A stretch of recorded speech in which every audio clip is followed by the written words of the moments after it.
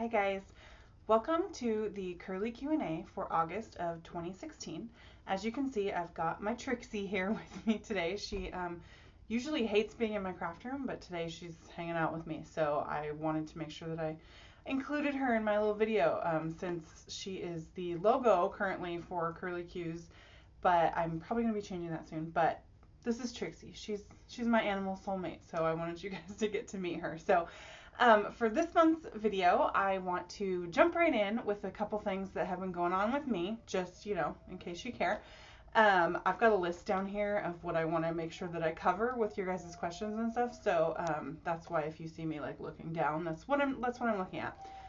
Also, my husband is gone right now, and my pug is downstairs howling because he misses him. So if you hear that, that is what that is. That is what is happening. He's not being tortured. He's totally fine. He's just kind of a crybaby. So anyway, moving right along. So this has been a crazy busy month. Like, I don't know what happened to July. Like, I'm hoping August just chills out a little bit, but July was like nutty. So just lots of fun stuff, lots of fun summertime stuff. But what happens to me in the summertime is that normally my routine is that during the weekends, I make a bunch of cards. And then during the week, I can kind of edit videos, get blog posts up, get videos up, etc. Well, during the summer, all the weekends are booked because it's summer, right? So we're camping, I don't know what we're doing, but it's usually fun. But the problem is that I don't get to spend quality time in my craft room making my videos. So I tend to get really behind because then during the week, I have to do both the making of the cards and the editing of the videos, and it just gets overwhelming and I'm tired. And so that's why you haven't been seeing as many videos from me lately. But hopefully that will start to pick up as we get done with the summer and school starts back up again and all that yada yada.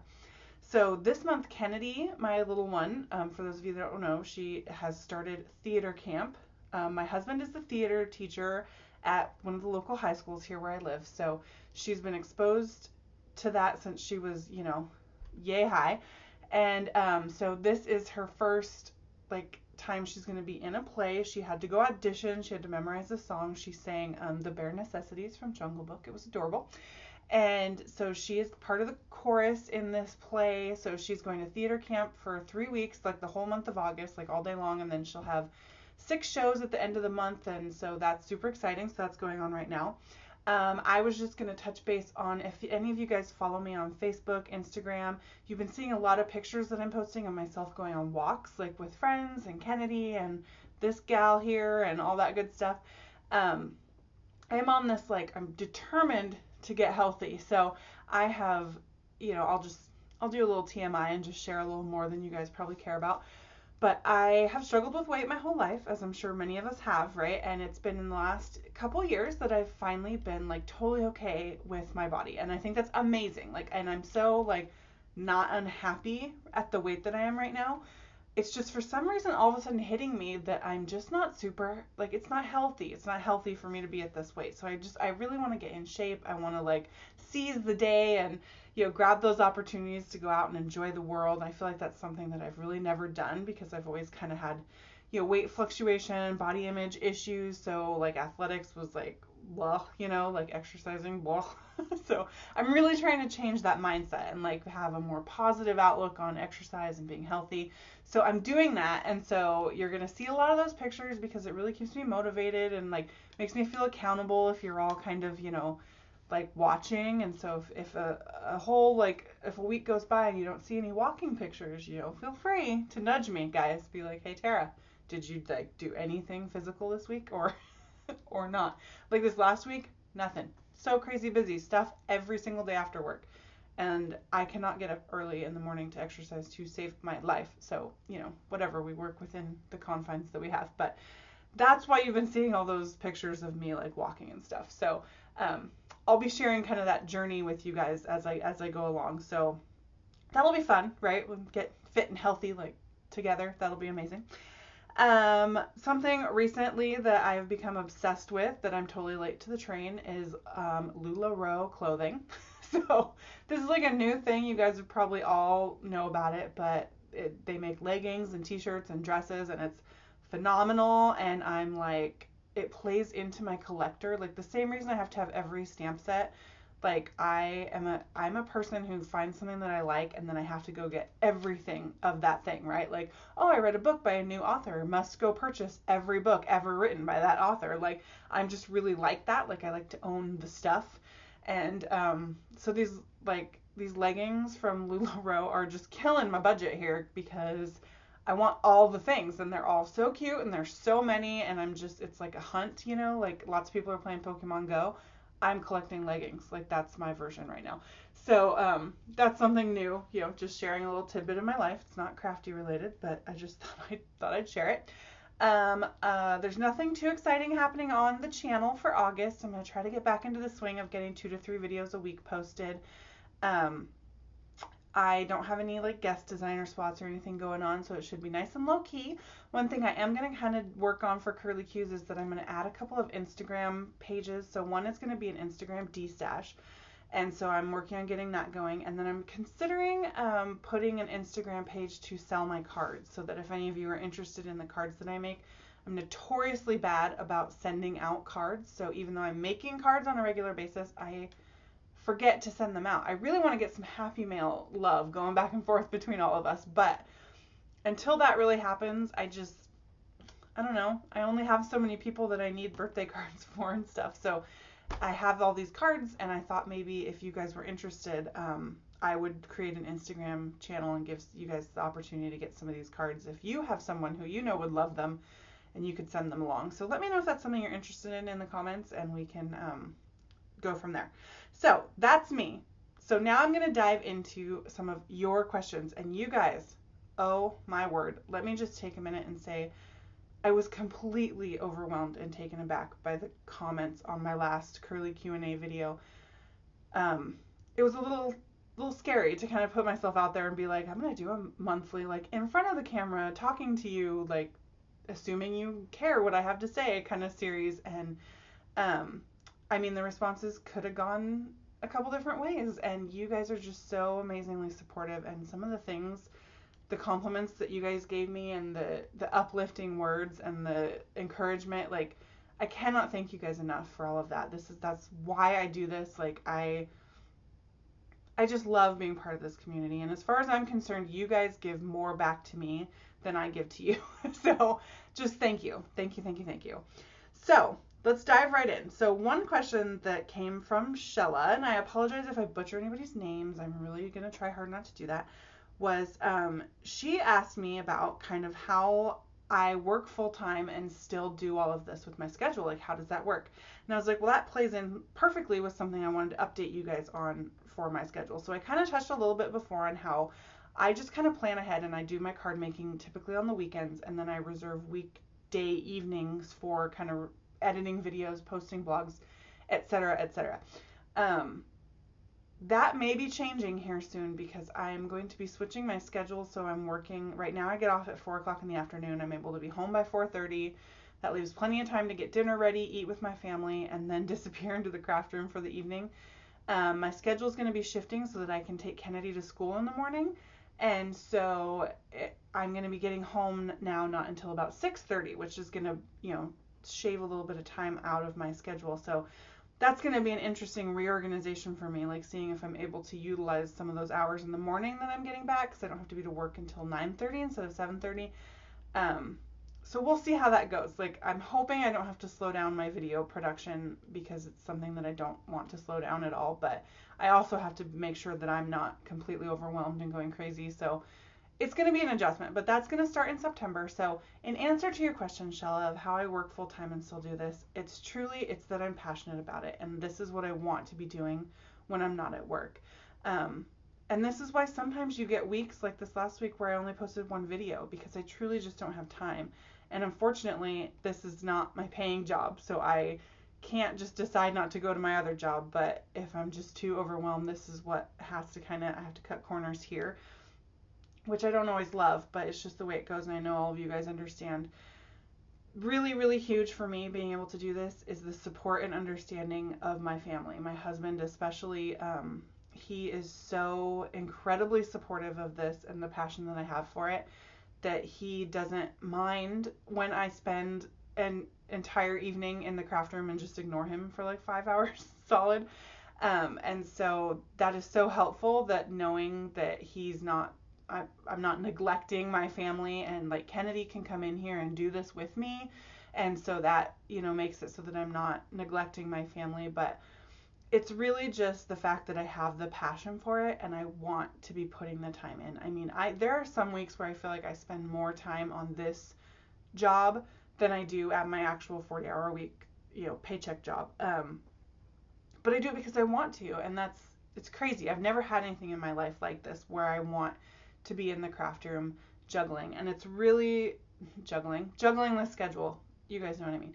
But so I mean, it's really just, you got to figure out what's going to work for your schedule, your family, and planning ahead. And I'm not as good at planning ahead as I should be, and I really need to get better at that. But it really is like making cards over the weekend and knowing, okay, now I have 3 videos filmed, so I can do a video Monday, Wednesday, Friday. So if I edit one on Sunday, like you just kind of have to like look at I do kind of a week at a time, and like look out and be like, okay, this is what I've got going on. Here's, oh, okay, we have a dinner, with friends on Thursday, so I obviously can't edit anything then, but if I schedule it, so it's just like looking at your time and seeing what you have. And it's kind of an obvious answer, but that's just what I do. I'm not even very good at planning. I'm trying to be a planner girl, but it's a slow process. So anyway, I hope that answers your question. If you have more follow-up, Shella, just let me know in the comments. Glinda asked, do I craft a lot with friends, or am I kind of the solo crafty one in my group? And unfortunately, I am kind of the solo crafty one in my group. I do have a couple girlfriends that like crafting, but they're much more on a like every now and again hobby kind of crafting level, which is totally fine. But I don't have anybody around me that wants to really like get into it and like, talk about Copics with me for 4 hours the way that I wish that I had people locally here to do. So I do this pretty solo. I mean, that's why I love doing the videos and stuff and connecting with all of you guys, because you guys are all like totally into it with me. So I really appreciate my friends that are here, that do come hang out in my craft room and let me talk to them about crafting, and they watch my videos and they tell me they're great, and so that's awesome. But as far as do they want to come spend like a whole day in the craft room with me, probably not. So I am kind of solo on that one. But anyway, so I got a lot of questions on kind of my video process, and then like what kind of things do you guys need if you want to start filming videos yourselves. So my video process is very like, I just almost every time I make a card, I film it, just because I want to have that film ready to go when I want to do a video. So I very rarely will. I do a couple blog posts for Mint Owl Studios every month that doesn't have a video with it, and so those are like the only cards that I don't film. Anytime I make a card, I film it. Like, just because, why not, right? And this is what I film with, guys. Like, I use my cell phone. This is an Samsung Note 4. I'm sure an iPhone of any kind would work just the same. I have no fancy camera. I'm talking right now to my webcam, and I tried to use my webcam to film videos, and I just couldn't make it work with my stand, because if you can see right behind me here, my arm is very whatever. That plywood thing back there, that's my stand, and I will try to do a video on my video process so you guys can see. I'm just kind of trying to work out the logistics, because I mean, this is what I film with, so I'm like asking my husband, like, can I borrow your phone so that I can film my phone filming? Like, it's just kind of but I'll figure it out and get you guys more details. But the point being, you don't need a bunch of fancy stuff. You don't need a bunch of like expensive equipment. Like, I use my cell phone, I use a little stand built out of 1x4s, and I use the free iMovie editing software that's on my Mac. And before that, I used the free Windows PC editing software when I had my PC. So I used to do my voiceovers on my phone also. I would record the audio. I do now use my webcam just for the audio narration. But I didn't have that until last Christmas. My husband got it for me as a Christmas gift along with my Mac, because he wanted to try to get me some better video editing software, which I have never bought any. I'm still just using the free iMovie that came with it. But so if you're telling yourself that you can't make videos because you don't have the right equipment, if you have a cell phone, just go for it. Like, seriously, legitimately, just go for it. I think that a lot of people are surprised when I tell them this is how I film because my channel has been successful. But it's not about super expensive equipment, and it's about connecting. It's about the inspiration and the creativity, and people are going to understand if you're, every now and again my videos are like zooming all over the place because I forget to like focus in or whatever, and I've never had a single comment where someone's like, excuse me, I could barely watch your video because of the zooming. Like, people are just understanding. We all know that we're just trying to do this and we're trying to share our passion, and we're going to do it in any way that we can. So if you have more questions on that, by all means, please leave me comments, ask more questions. I'd love to talk to you guys about any of that. I do want to try to, like I said, make a video about my process. I've had a request for like a step-by-step, like how do I film a video? And so I'm still, like I said, conceptualizing how that video will work, but I'm going to try to do that. So just keep an eye out, and if you have more questions about that, let me know. So I hope that kind of answers some of the questions that you guys had about my video process, and that's what I did for my first video. I'm just like, I really want to make a video, and I kept telling myself I can't do it, I don't have what I need, and my husband was just like, let's just do it. And he put this little stand together for me, and I just did it. Like, I just did it with what I had, and I made it work. And that's just sometimes what you have to do. I'm gonna put this one down because she's getting a little antsy. So anyway, somebody asked Carol, you asked me how my channel grew so quickly. The answer is you guys.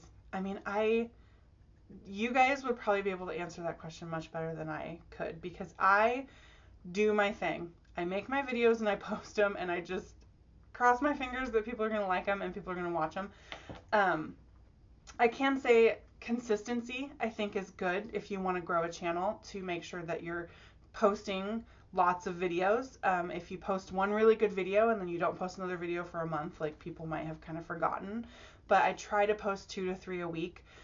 Sometimes that's a little bit of a strenuous pace, and I only do like 1 or 2, but I try to make sure I get at least one thing up every single week so that you guys don't forget about me.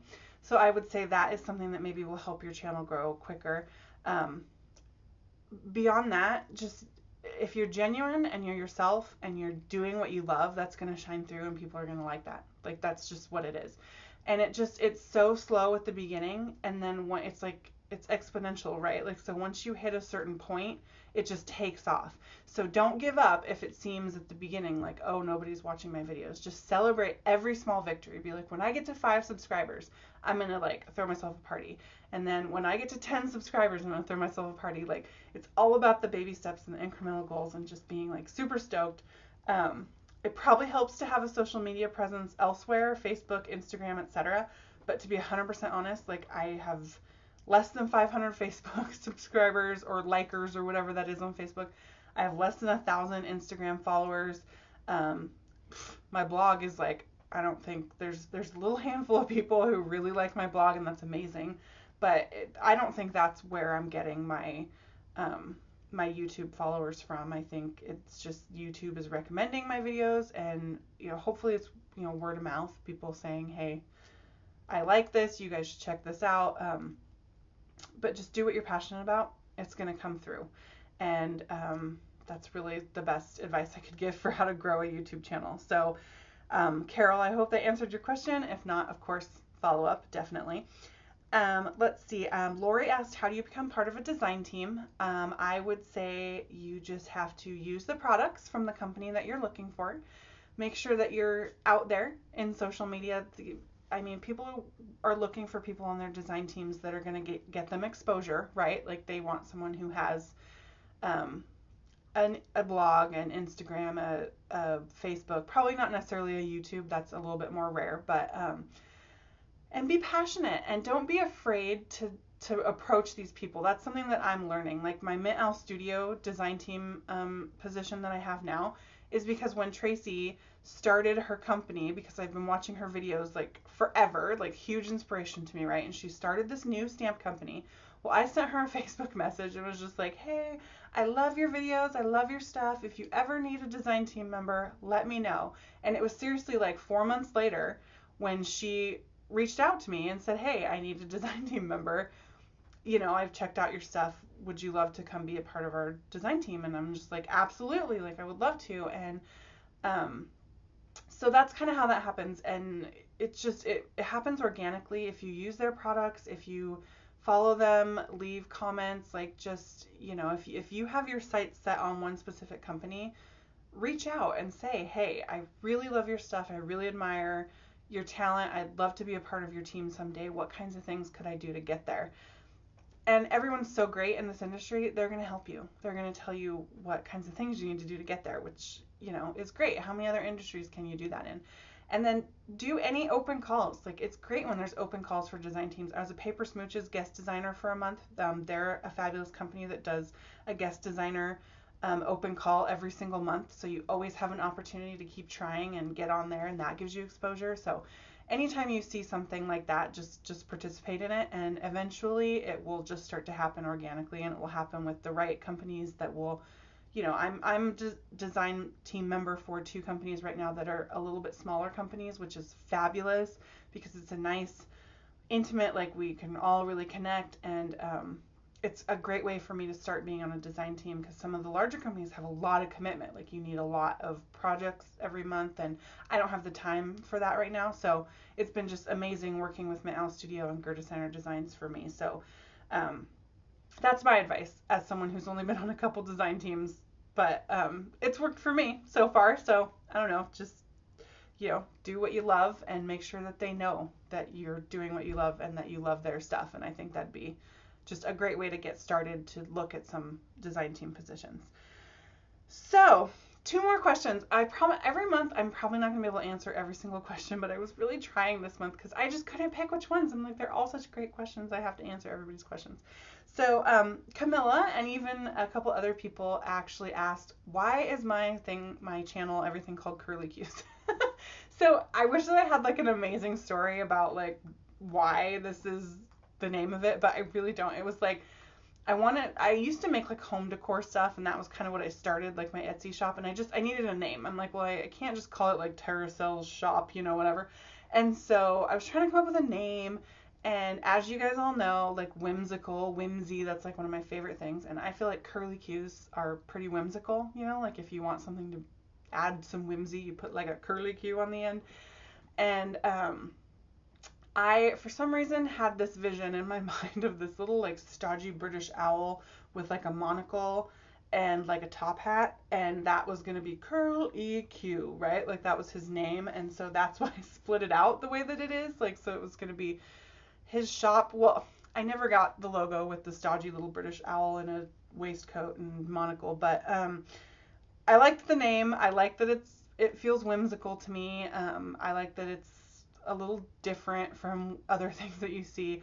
And I kind of ended up like liking it because a curly cue is a flourish, right? Like it's something you don't need, but it just adds that extra element of like joy to things. Like, and I feel like that's kind of what crafting is for me. Like, I don't need to make cards. Like, nobody needs to craft, right? Like, it's not a food, shelter kind of life necessity, but it just adds so much extra to your life. Like, why wouldn't you? So it's adding a flourish, and I don't know. So I liked it. So that's where curly cues came from. It's not super exciting, but you know, I like it. I'm pretty attached to it now. So, you know.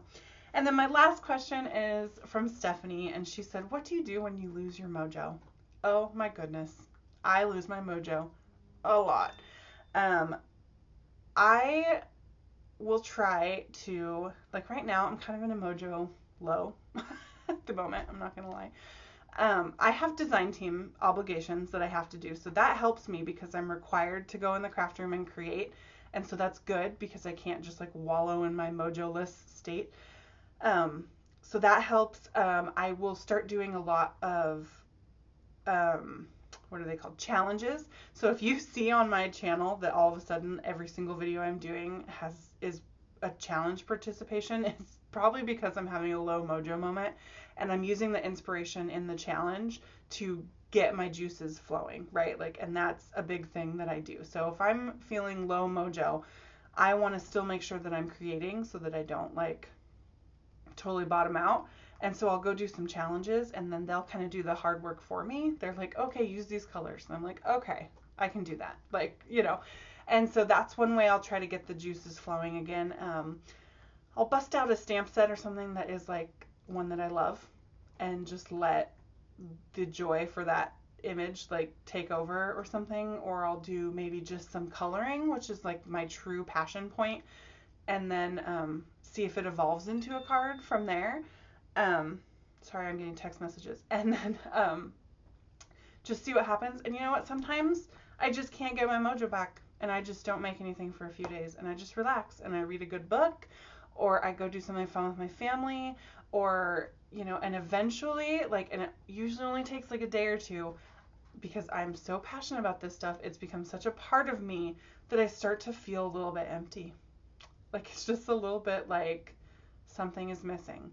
And then the mojo just naturally comes back because I miss being in my craft room. I miss all of you. I miss creating. So those are just a couple things that I do when my mojo gets low. So those are all of your fabulous, amazing questions for August. I will be back the first weekend of September, if I'm not back before then, as a curly Q&A, because if you guys send me more great questions, I might have to do another one, who knows. So leave your questions for the next video below in the comments. Let me know if there's anything about this kind of series that you think that we could be tweaking, changing, making better. This has turned into another extremely long video because I cannot stop talking. What is that about? Like, hopefully you guys don't hate listening to me talk because I just listen, like, I just yammer, like, it's crazy. So anyway, I hope you guys have a fabulous, amazing August, and I will see you again soon with a video. That Brothers Scan and Cut video is coming in the next day or two, so keep an eye out for that. Go buy some LuLaRoe leggings because I'm living in them now and they're amazing, and that's really what I have to share for you today. And I love you all, and I'll see you later. Bye.